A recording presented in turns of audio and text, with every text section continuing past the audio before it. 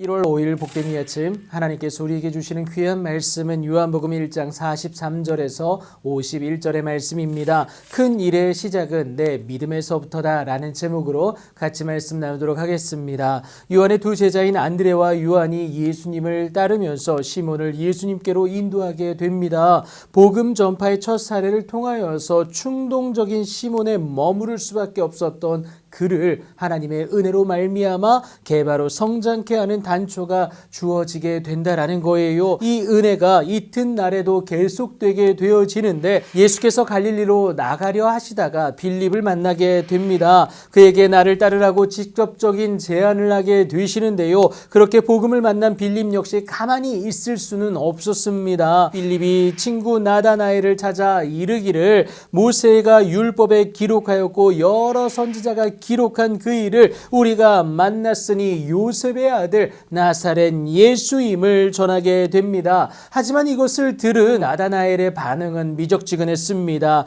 예수라는 자의 출신 때문에 그랬는데요. 당시 상황에서 나사렛은 무시당해도 전혀 이상하지 않은 마을이었습니다. 이 때문에 나다나엘이 나사렛에서 무슨 선한 것이 날 수 있겠냐며 무시해버립니다. 그의 고정관념이기도 했지만 율법에 정통한 그가 이해하는 바로는 메시아는 베들레헴에서 나였기 때문에 그렇습니다. 그래서 지금 이 순간 어떠한 설명도 그를 설득시킬 수가 없다라고 생각한 빌립은요, 그에게 말하는 것이 와서 보라는 거예요. 너무도 확신 있는 빌립의 반응이었고 제안이었습니다. 설득하려는 것을 넘어선 기쁨의 권면이었다라는 거예요. 이렇게까지 호들갑 떠는 것이 이해되질 않았습니다. 무엇보다 그의 반응과 변화를 이끌어낸 예수라는 자가 점점 더 궁금해졌어요. 그렇게 나다나엘이 빌립과 함께 예수께 나아가게 됩니다. 나다나엘이 자기에게 오는 것을 보신 예수님이 그를 가리켜서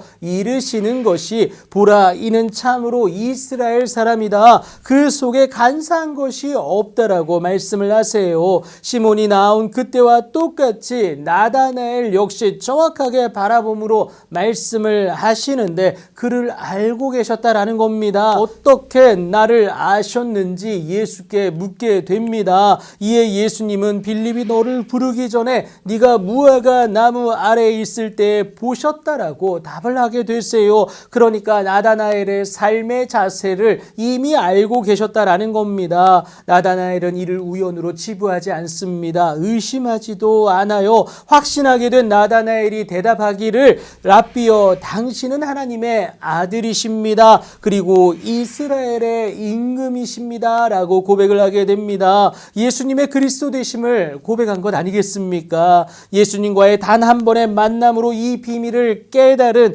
나다나엘이 참 대단하게 보여집니다. 앞으로가 더 기대될 수밖에 없는 그의 행복 가운데 하나님의 인도하심이 있을 것을 예수님이 답하여 말씀을 하시는데 내가 너를 무화과 나무 아래에서 보았다 함으로 믿느냐? 이보다 더 큰 일을 네가 보게 될 것을 예수님이 말씀을 하십니다. 이를 예수님은 하늘이 열리고 하나님의 사자들이 인자 위에 오르락 내리락 하는 것을 보리라는 것으로 확정적인 약속을 더하여 주십니다. 그 일은 나다나엘에게 있어서 개인적인 회복일 수도 있지만 먼저는 하나님과의 관계 회복이다라는 거예요. 죄로 인하여서 막혔던 그 관계의 문이 예수님으로 말미암아 열리는 것 아니겠습니까? 그래서 온전한 회복도 있게 됨을 여러분 꼭 기억하시기 바랍니다. 이것은 곧 구원이고요. 우리에게 영원한 생명이 보장되는 놀라운 사건입니다. 예수님을 통해 하나님의 이 약속을 나다나엘이 받게 된 거예요. 그런데 이 큰 일의 시작은 바로 그의 믿음으로부터 시작되었다라는 것을 여러분 기억하셔야겠습니다.